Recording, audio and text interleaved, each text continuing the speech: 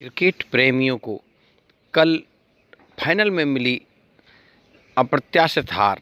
क्योंकि पूरा अप्रत्याशित मैं इसलिए कहूँगा क्योंकि पूरा भारत ये माने बैठा था कि ये कप हमारा है। हालांकि मैंने तो लगा था मुझे 2-3 दिन पहले ही कि ये जो ऑस्ट्रेलिया जब फाइनल में पहुंची तो इनको जीत पाना हमारे खिलाड़ियों के बस की बात मेरे को नहीं लगी। क्योंकि वो पूरी तरह से पेशेवर क्रिकेट के लिए समर्पित खिलाड़ी हैं। मैं बात करूंगा जहां से इनका वर्चस्व बढ़ा। 1983 का वो लम्हा सब भारतीय क्रिकेट प्रेमियों को याद होगा। उस ज़माने में गावस्कर का वर्चस्व हुआ करता था। बहुत टुक टुक खेलते थे वो। 60 ओवर में 26 रन बनाना उनका एक मैराथन पारी आपके नए क्रिकेट प्रेमियों के लिए मैं बताना चाहूँगा। लेकिन तभी भारतीय टीम में ऑलराउंडरों की भरमार थी और नए कप्तान कपिल देव के नेतृत्व में वो टीम विदेश की धरती पे विश्व कप खेल रही थी। कपिल देव की अप्रत्याशित पारी और सारे ऑलराउंडरों का उसका बखूबी साथ देना भारत को 1983 का विश्व कप दिलवा गया।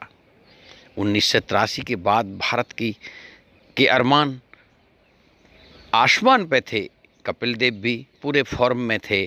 कृष्णाचारी, श्रीकांत, मोहम्मद अजरुद्दीन, चंद्रकांत पंडित और कई नायाब खिलाड़ियों से सनी टीम और दूसरी तरफ गावस्कर, रवि शास्त्री जैसे खिलाड़ी भी उस टीम में हुआ करते थे। उन दोनों टीमों में बहुत गुटबाजी हुआ करती थी।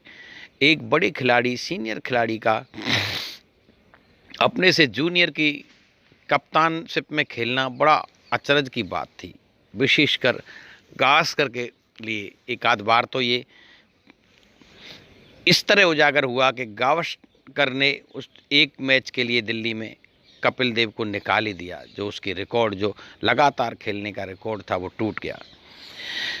अब बात करता हूं मैं 1987 के विश्व कप की।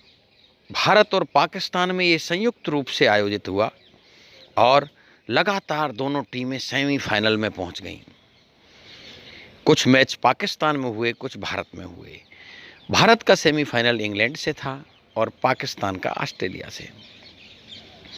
दुर्भाग्य की बात देखो, दोनों ही हमारी टीमें, जो हमारे देश की टीमें हैं, हमारे एशिया की टीमें थी, सेमीफाइनल में हार गई। भारत की हार का जब विवरण देखोगे तो ये गावस्कर जी 4 रन बनाकर आउट हुए बहुत सारी बॉलों को खाने के बाद।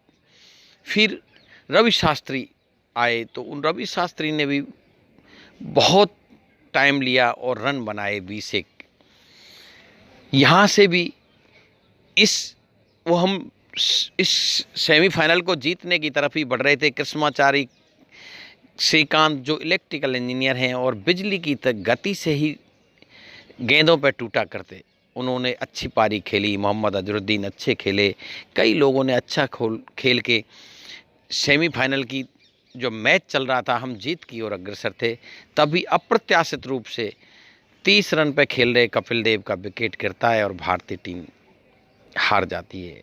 नहीं, वरना मेरे को उस वक्त ऐसा लगा कि कुछ जल्दबाजी कपिल देव जी ने की नहीं। उस वक्त भी अपन टीम जीत सकते थे, लेकिन उस वक्त टीम में गुटबाजी हुआ करती। लेकिन आज भारत की टीम देखने में, मैं हालांकि आज क्रिकेट कम देखता हूं, लेकिन ऐसा लग रहा है कि अब कोई गुटबाजी नहीं है। अगर कल के मैच को देखा जाए और पूरे मैचों को देखा जाए तो कप्तान रोहित शर्मा का योगदान अविस्मरणीय है। उन्होंने जिस गति से रन बनाए हैं पूरा टूर्नामेंट में, वो एक विजेता कप्तान के लिए बहुत ज़रूरी था। लेकिन जो लोग समय के अनुसार पारी नहीं खेल पाए और एंड टाइम पे फुस हो गए, जैसे गिल, सेम गावस्कर की तरह, जैसे केएल राहुल, जैसे विराट कोहली, तो इनकी पारियों को याद करके कोई भारत को फ़ायदा नहीं है।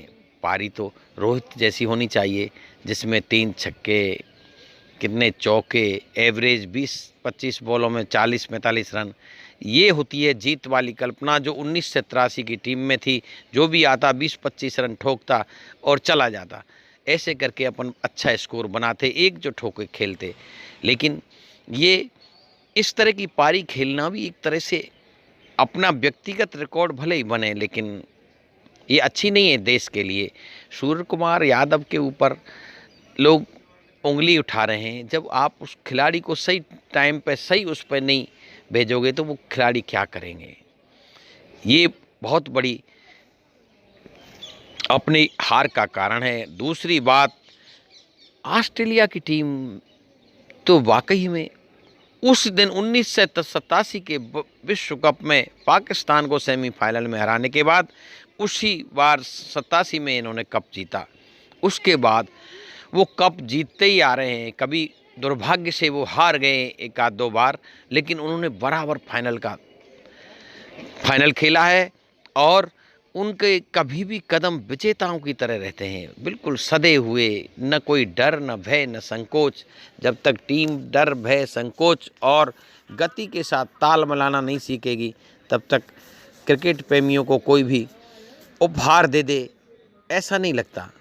और अपने देश की राजनीति का हश्र तो जानते ही हो, दो चार खिलाड़ी तो वो न खेलने वालों को भी घुसेड़ देते हैं। ये भी इस भारतीय टीम के लिए शर्मनाक है, जबकि ऑस्ट्रेलिया में सारा कुछ निष्पक्ष है, बड़े से बड़े खिलाड़ी को बाहर कर दिया जाता है और जब परफॉर्मेंस अच्छी हो तब उसको लिया जाता है। ये भारतीय क्रिकेट कंट्रोल बोर्ड को ऑस्ट्रेलिया से सीखना पड़ेगा।